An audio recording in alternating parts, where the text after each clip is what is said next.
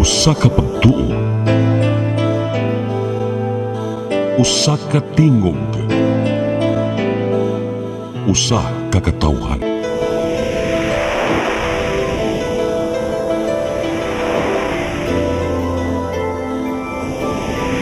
Cebu Catholic Television Network.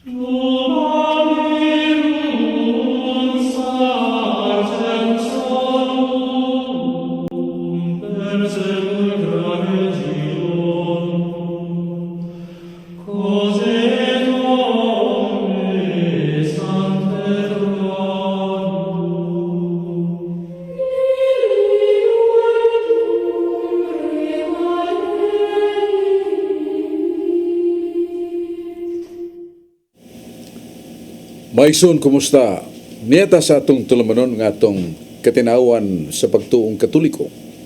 Doon ay panultihon sa kinadman nagingon, non potest esse diuturnum, cui non subest veritas. No reason can be lasting when truth does not rule. Why pangatarungan nga mulungtad, kunwaas ka matuuran ni pasukan.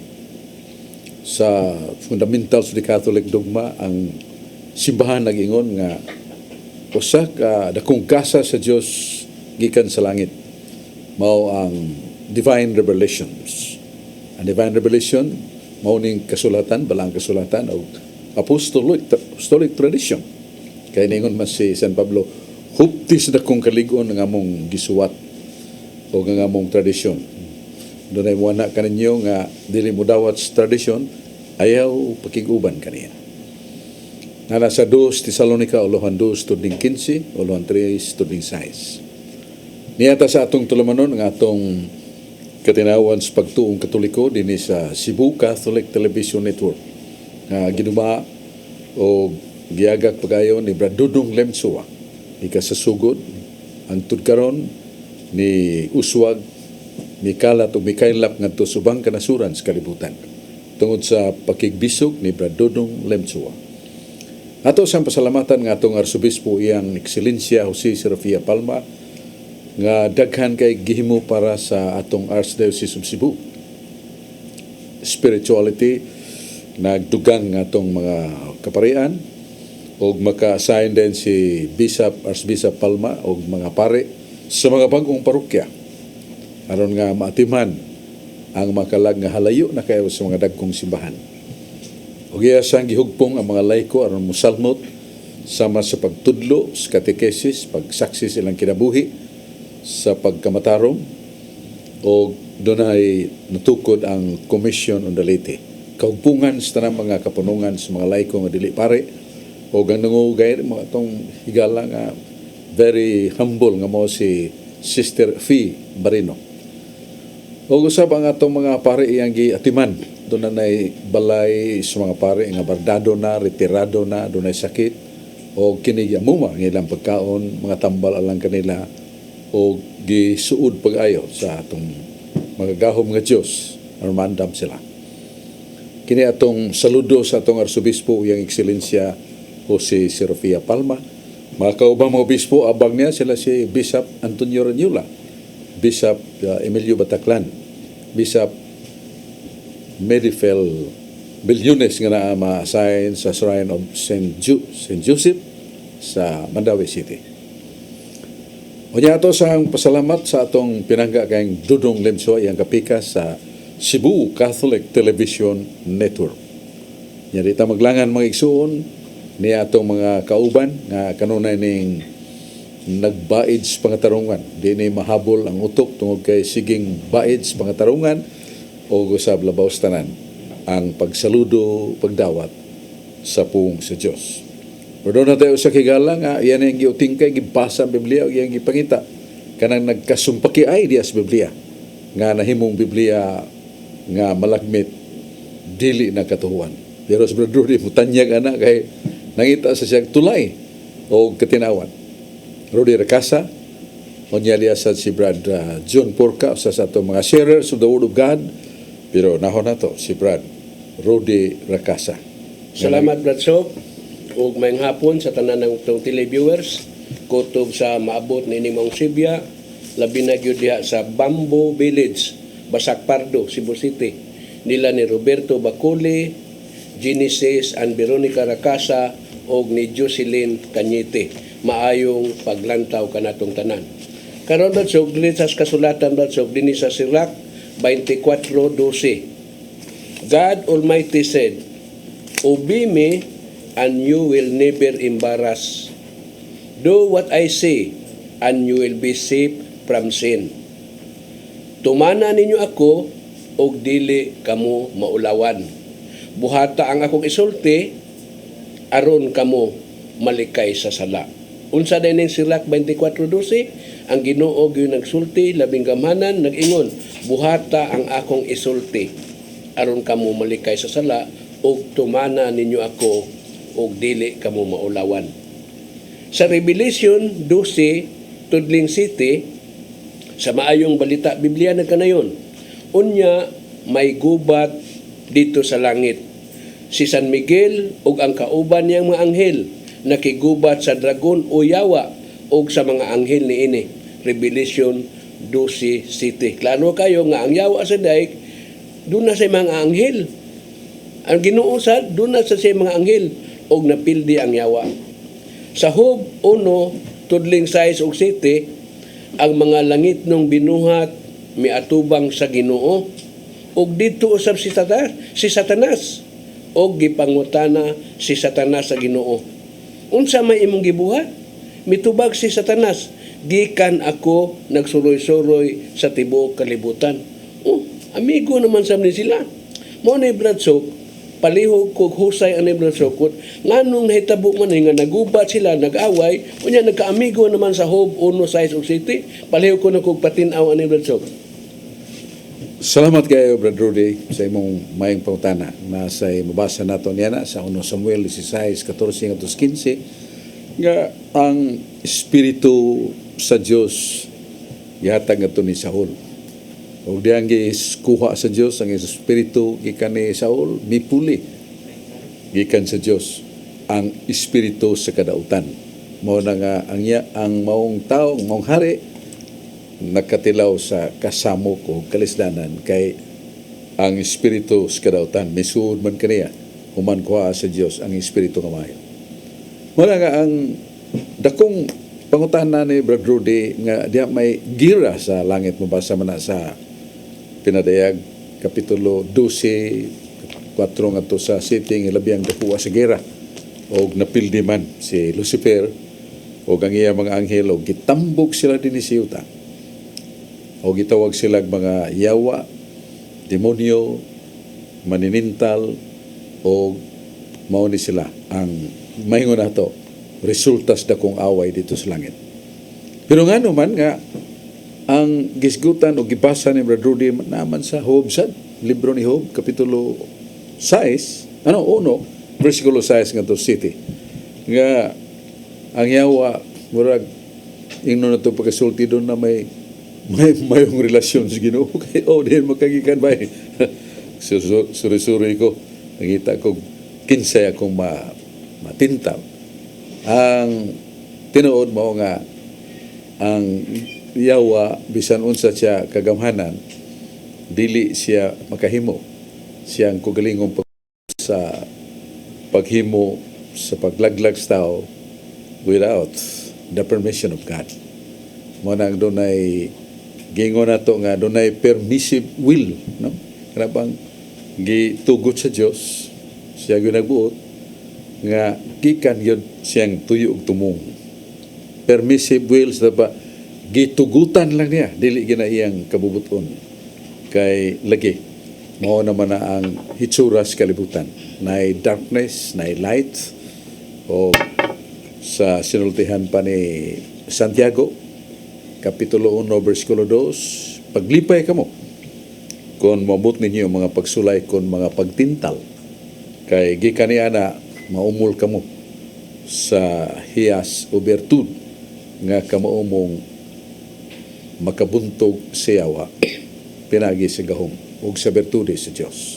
Mura nga ang pagsuway gitali na sa atong kalibutan kay mao na ang atud pa sa Deuteronomio 13 nga wa ta kay bawo sa atong kugalingon.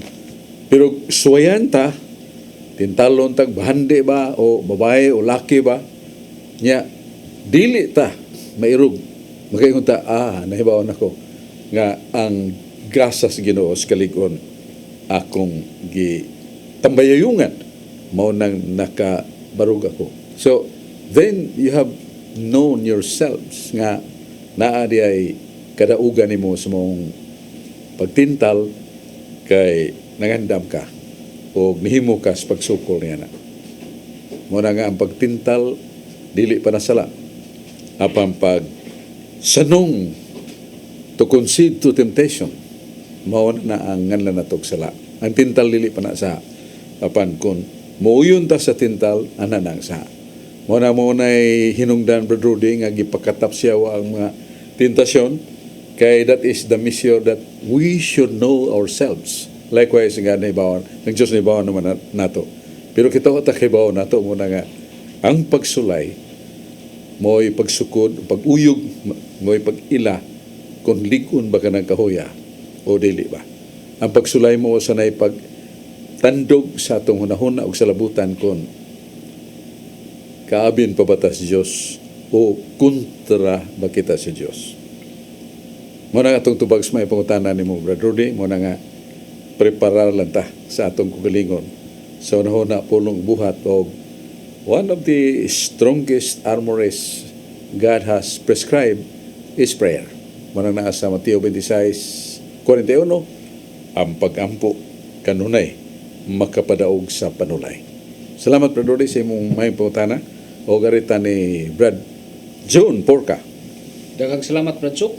Salamat sa ta sa atong project sa parokya sa St. Joseph Parish Mabulo nga ipanuhan sa atong team director ni Reverendo Father Bini Tao ug sa iyang kaabang mga pare nga naka-tree planting ta ni atong Bernes dito sa Talavera, Pulido City nya.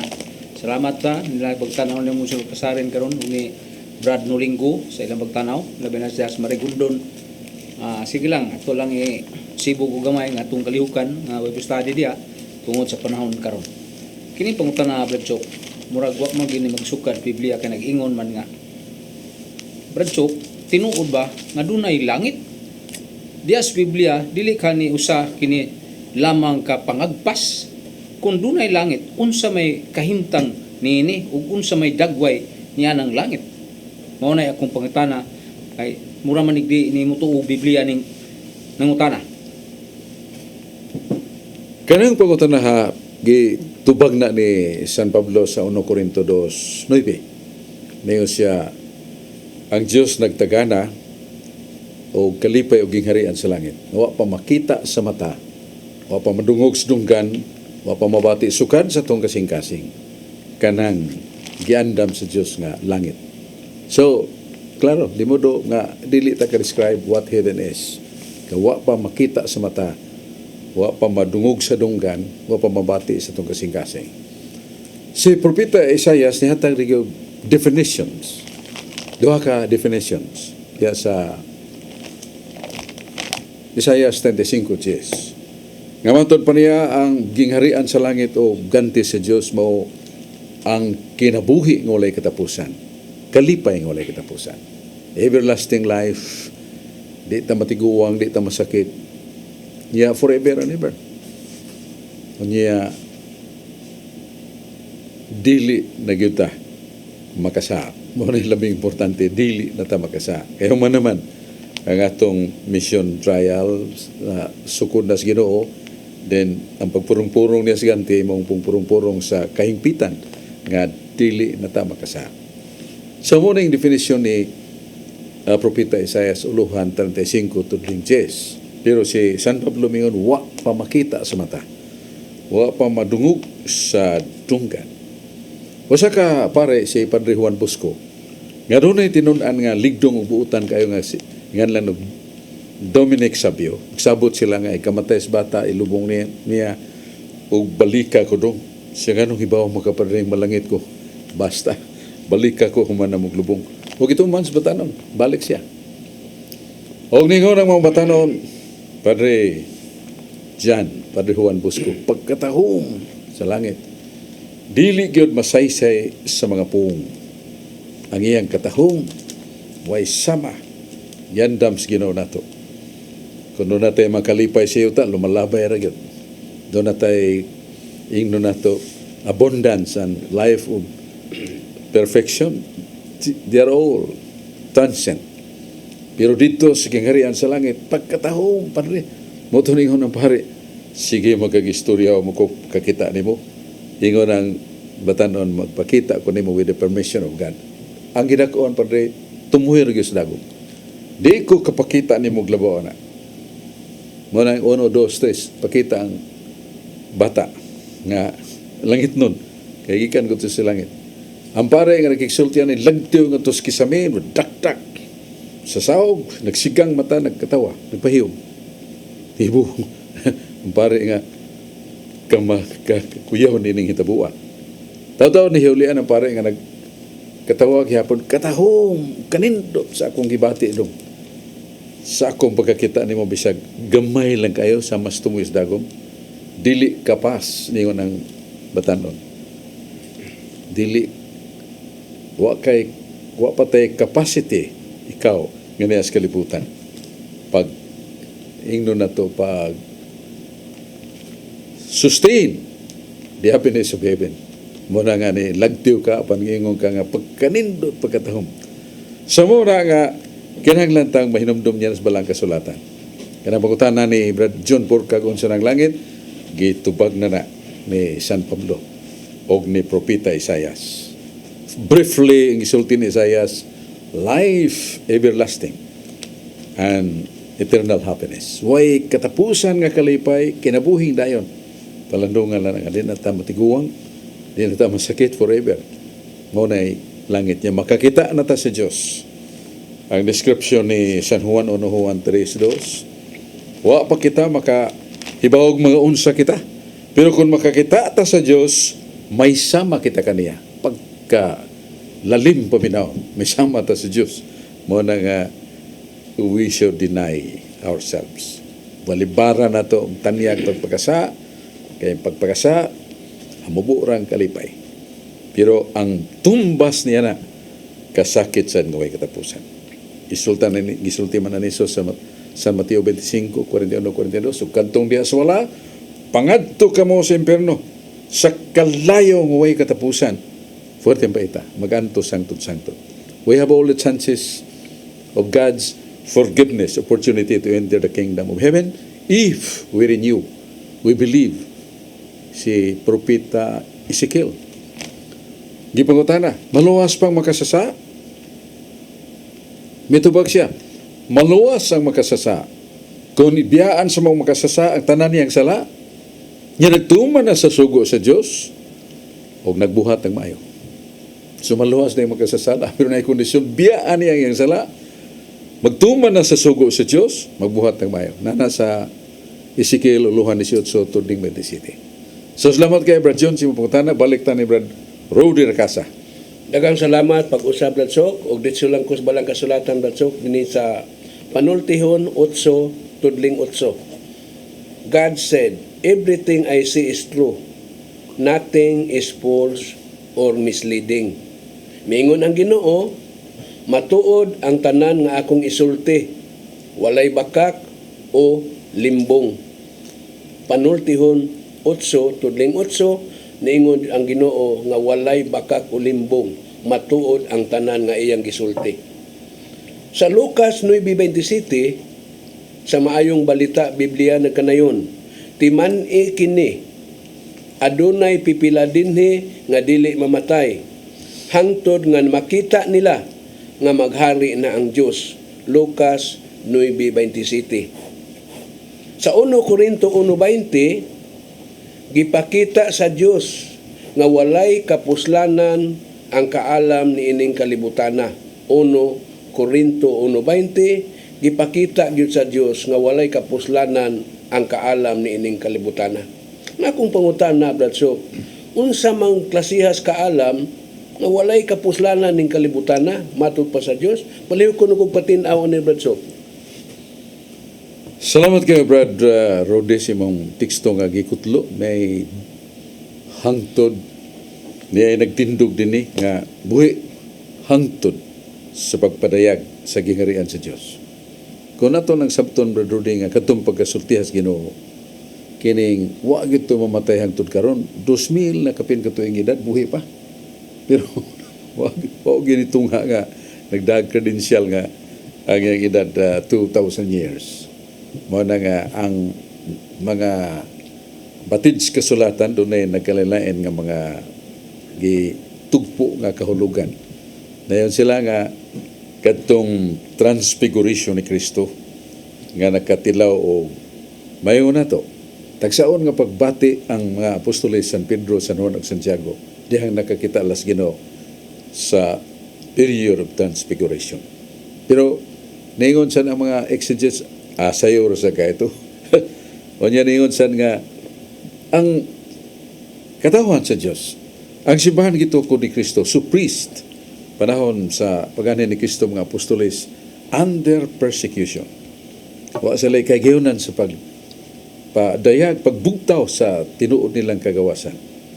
Pero dihang nalusno ang templo sa Jerusalem, ang the Church of God surfaces ni padayag o muin sila mauto ang dunay hiyabtan nga buhi pagpadayag na the kingdom of God open and visible, sensible.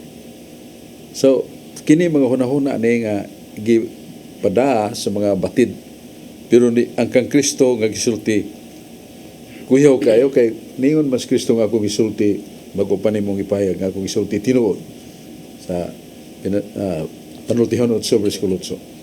Ganoon na nagtindog din nga buhi pa hangtod sa pagpadayag sa harian sa Diyos. So kisam sa pagkabuot sa Ginoo, Brother Rudy, kung niya ang tawhan nga buhi pa. Wata kibaw.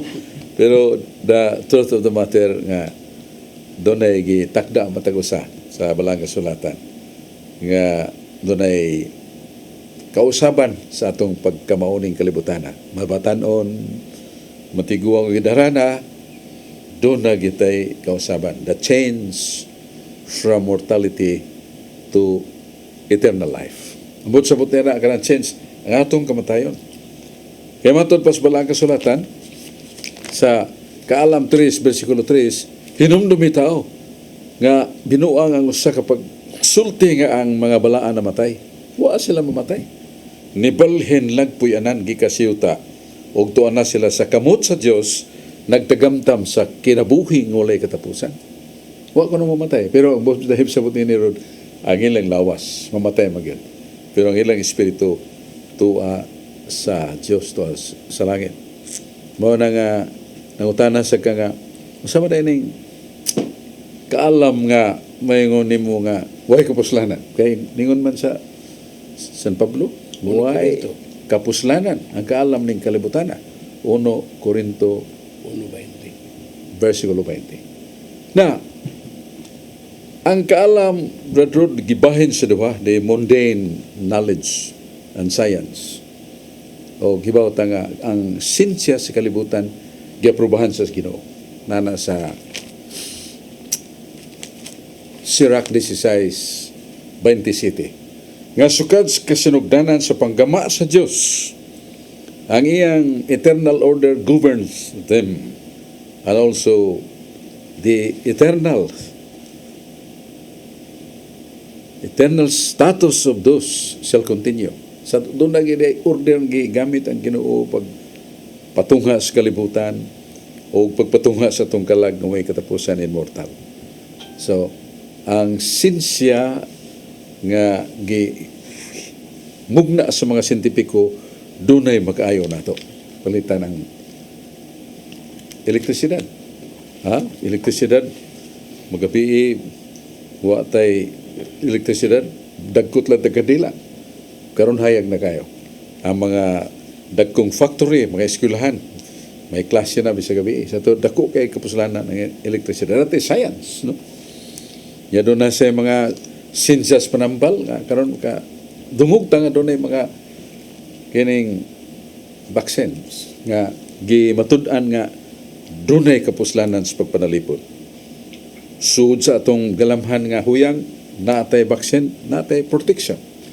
Daghan kay ni tuo sa tingog sa sinsya nga kini makapanalipod nato. Science na. Pero doon ay sinsya nga dili malipay ang Ginoo. Katong gi-invento ni Utuhan.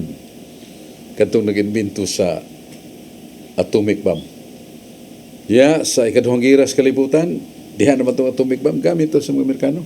Gibumba sa Nagasaki, Japan, 1945. Thousands of people died outrightly. Diya. Mana si Utuhan pagkahibaw niya ni hilak. May paghihimukos ginong buang kay sa ka genius nga mo kong instrumento sa pagpatay sa mga tao. Tiyo mo na nga science nga di kay mo taas Ginoo. Ngunya sa Job 28 bersikulo 28 ang tinuod nga kaalam mao ang pagkahadlok sa Dios ug ang tinuod nga salabutan mao ang paglikay sa sala. Sumuna ni ang gipangita ni moron ang kaalam nga mahadlok tas Ginoo dili mahadlok ta nga makalilisang Ginoo mahadlok tang magpakasa. Unya matud pa ang salabutan mao paglikay sa sala. Sa tubag doon natay gahom nga naamo day peligro mga bikton man tad sa tanas diya na sugalan na mga ismiringhay diya likay ka and that is salabutan paglikay sa sala. Mao nang kaalama ang gipangita nato Brad Rod nining kinabuhi. Salamat kay Brad Rudy. Balik ta ni Brad June Porca. Daghan salamat Brad Chok. Ug kining panudlo sa Katoliko nga si Pedro Pangulo. Diba da si episodo 20 nga ang mga apostolis mo may pangulo silang napulog duha nya nganong gi-special man na nga si Pedro Pangulo nga sila mang napulog duha mo'y pangulo. Sa may kini Brad Chok ang katinaawan nining tanan. Duha ka dagkong hitabo nga si Pedro giisip o gipailagyan ni Jesus nga Pangulo. Ang una, ang naa sa Mateo 16:18, ningon si Jesus, Pedro, ihatag ko kanimo mga iyawi sa langit. Unsa gay mong gapuson sa yuta ginapos sa langit. Unsay mong aprobahan sa yuta aprobahan sa langit. Bugat kay gisulti ni Kristo at agsabot no sa meaning ana, pero kung marita sa Isaiah 22 bersikulo 21-22, ang hatagan sa Diyos ug Yahweh, siya'y makasira, way makaabli, siya'y makaabli, way makasira. Ug kanang tawhana mahimo nga amahan sa templo sa Diyos ug mahimo siyang Pangulo. Nan, kinsa may hatagag Yahweh? Si Pedro man, niya mahimong Pangulo. Kaduha, nga instance nga si Pedro, gipaila nga Pangulo. Sa San Juan 21:16-17, mingon si Jesus kang Pedro, pasibsibang akong mga nating karnero. Katuog yun. Pasibsibang akong nating karnero. Unsa man yung karnerong gisgutan ni Kristo? Katawhan man. Sa Jeremias 25:34, ang mangulo, ang magbalantay sa karnero, Pangulo. Nan Pedro may gitanyagan pasipsipa nga kung mga natig karnero. Yaon sa day posisyon sa tao nga hatagas Ginoo niya na mahimong Pangulo. Mao na nga si Pedro nakadawat og ihanlan og posisyon nga gituhuan siya sa mga apostoles kay kadtong dakong lantugi sa Konsilyo sa Jerusalem nga ang labing dakong tingog tungod sa ngingig musulti si Pablo ug si Bernabe. Niya ang nagngulo sa moong sesyon ang obispo sa Jerusalem, Santiago. Pero nining taas nga lantugi mitindog si Pedro og misulti. Og paghuman og sulti ni San Pedro nihilom silang tanan.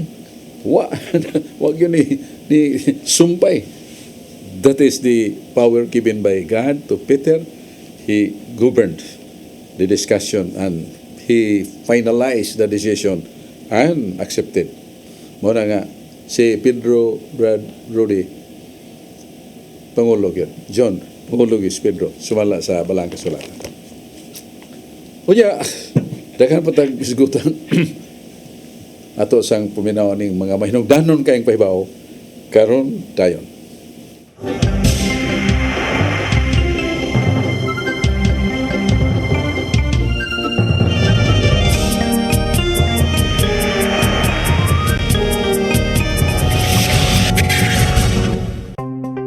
Discover the beauty of the Philippines.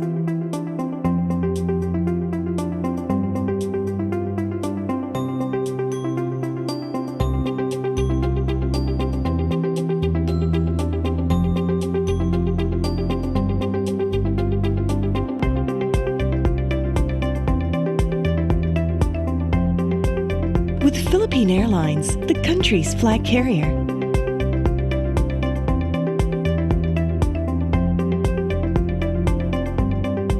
The airline that lets you feel the warmth of the nation.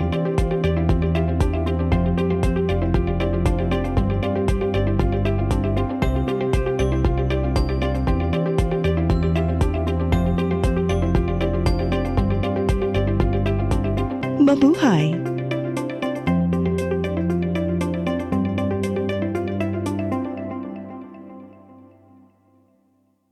Ako si Mr. Rudy Romares, electrical subcontractor ng maong building. Ani adto nga wala pa ko mogamit og ko'y sakit akong tuhod, iglakaw na ko. Akong mga lutaha, no? Labi na gikan ta sa overtime. Di sa ko ganahan mo kaon, nindot na ang resulta kay karon mo agi ta sa rampa diha, no? Maglakaw ra jud ko. Mga batan-on nga mauwahin ako og lakaw kay kusog na ko mulakaw tungod sa paggamit nako sa koy. So ay mo gamit sa koy kay nindot kay resulta. Daghang kay salamat sa koy. Herbal capsule, barato na, epektibo pa. Koy Herbal Capsule.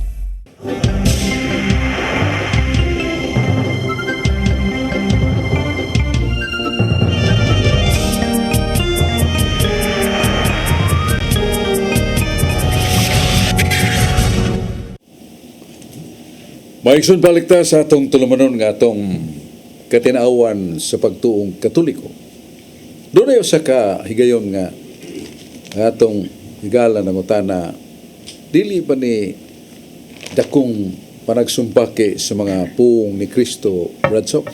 Nga naman, kaniya sa balang kasulatan, San Mateo 5:34-44, higugmaa ang imong kaaway.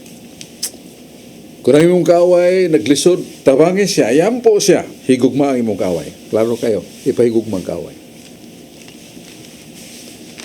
O sa San Mateo 22:39 ingon San Jesus, higugma ang imong isikatao sama sa imong paghigugma sa imong kugalingon. Ipahigugma ang kaaway, ipahigugma sa na ang atong kugalingon. Sugo na ni Kristo.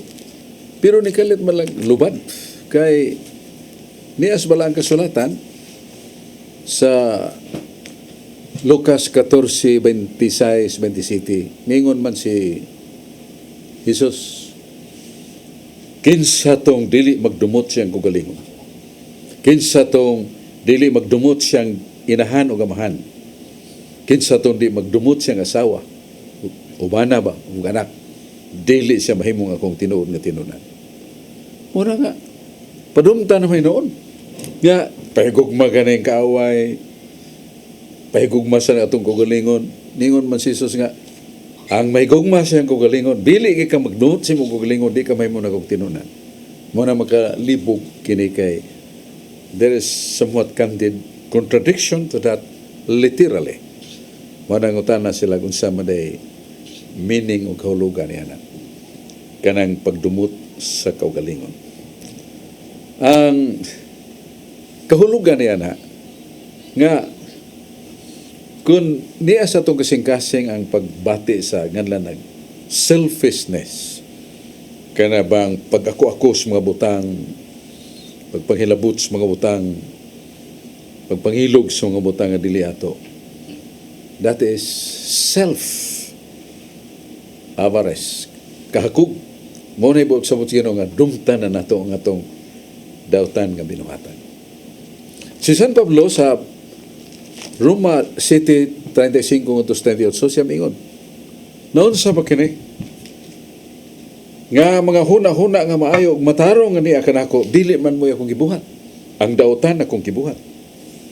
Unsa man kini nga daghan ang mga katarungan o mga matarong akong nailhan, pero ang sumpaki nimo akong gibuhat nga naman tungod kay ang gahom sa sala niya sulod kanako.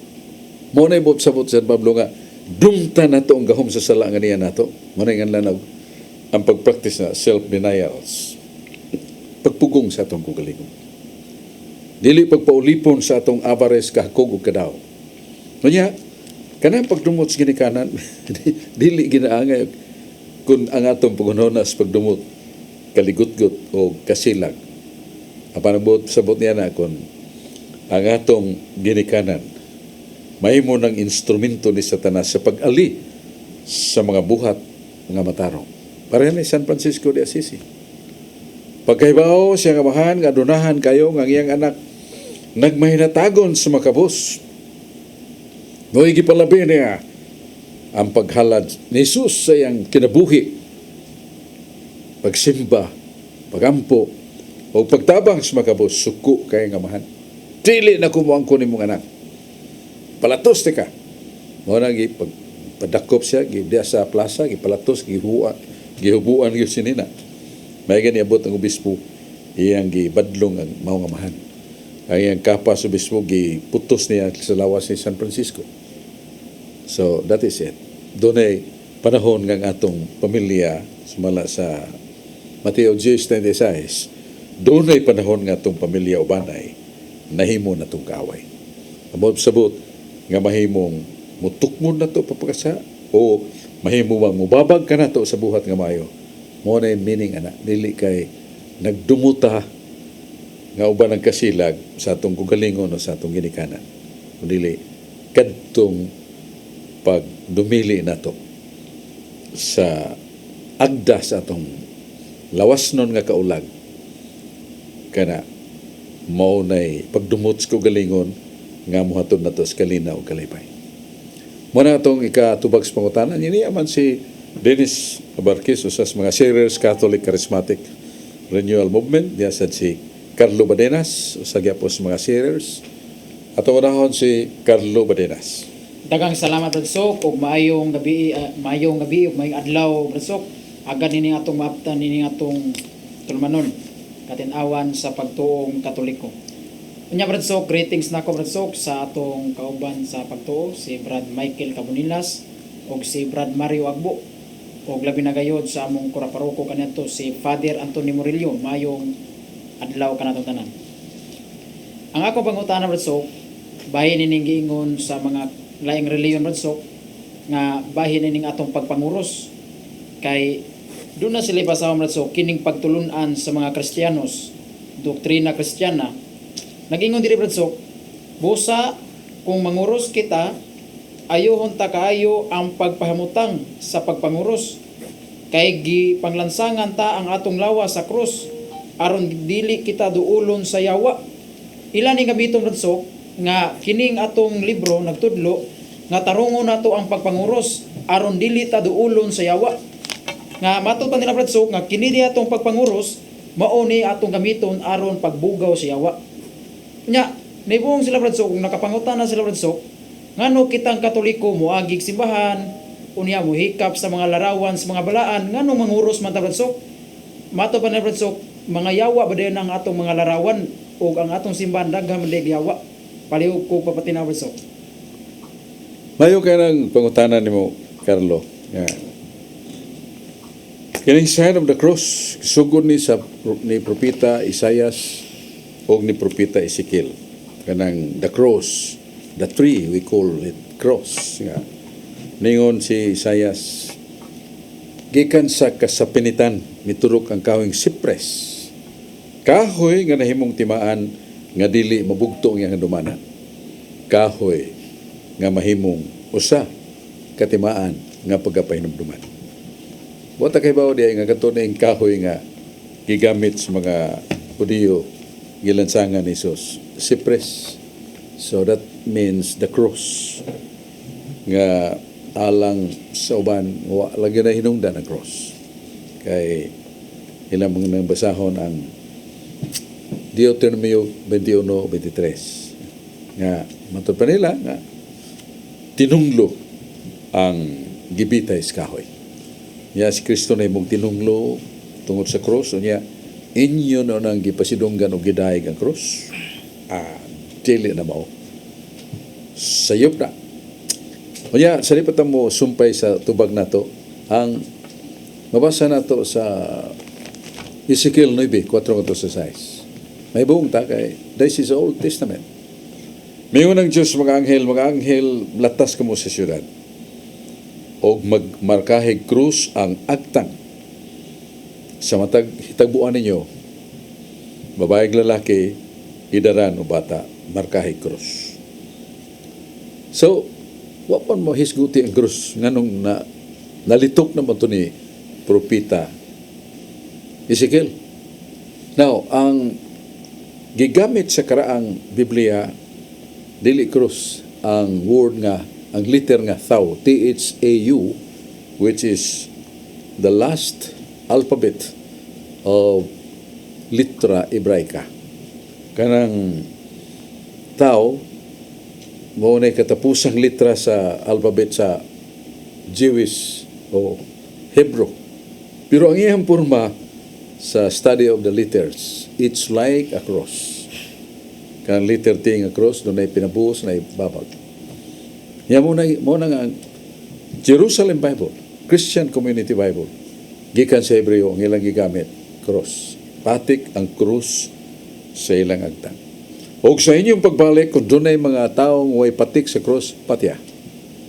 So, lahom og malisod sabton og naimong unreasonable. Dili makatarunganon ng himos Ginoo nga og way marka nga cross, patyon. Now, it could be hulad pamulong. Nga the sign of the cross sa New Testament, it gives the meaning. Nasa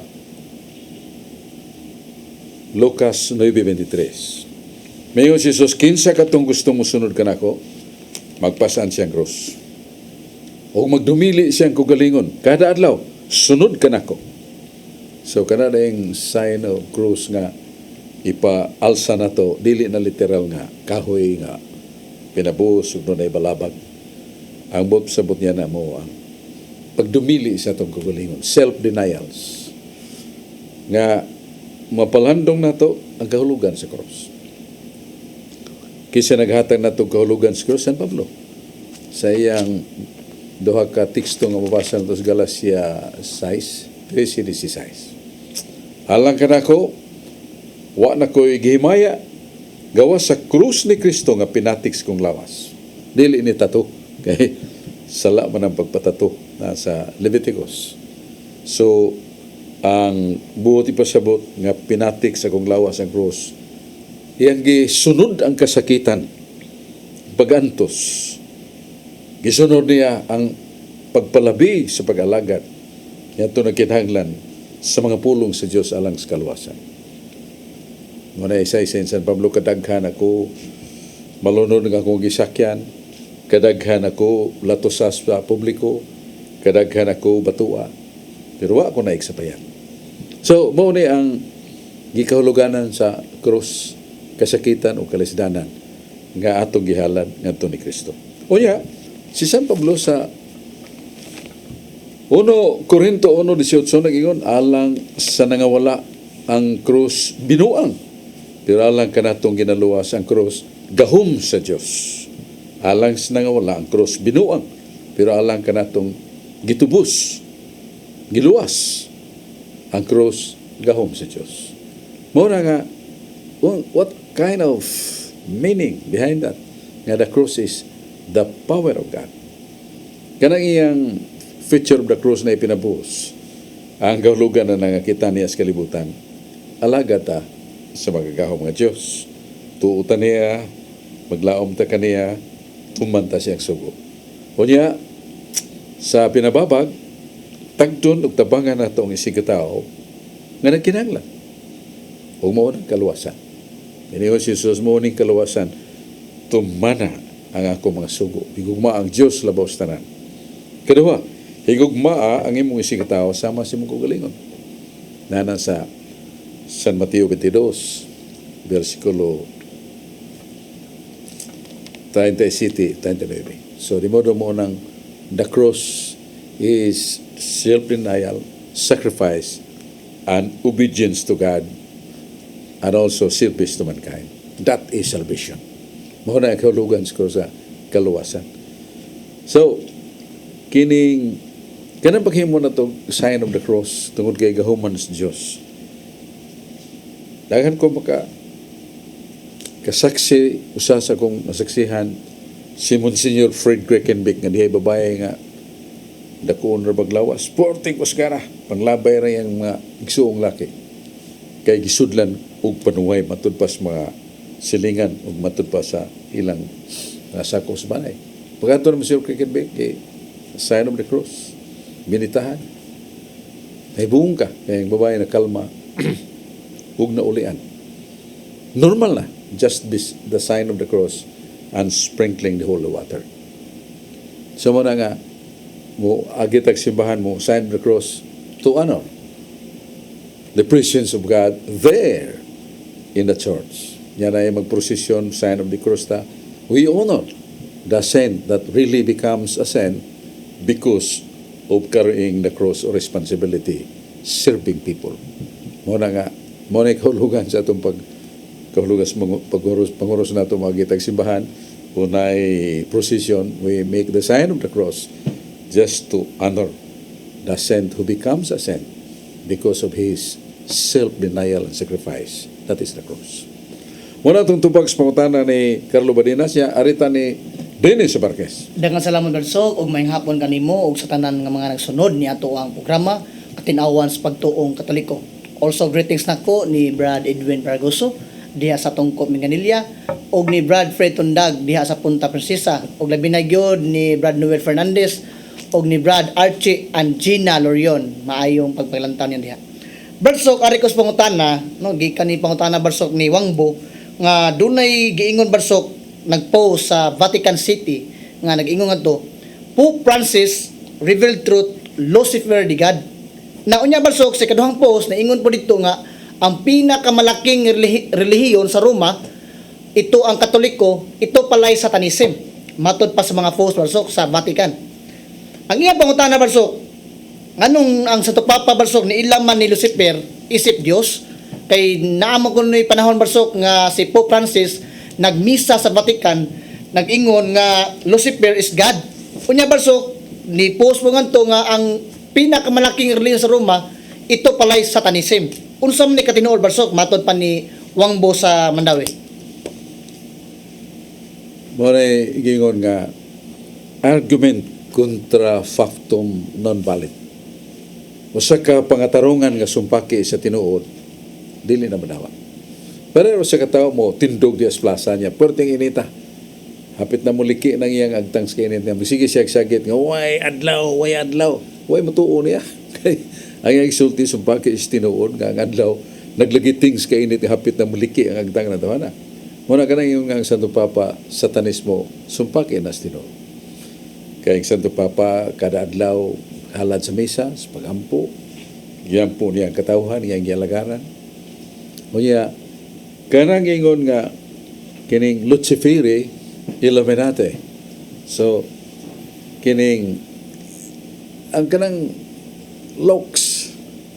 Luciferi Latin word na nga ang kahulugan kahayag nga magadan-an.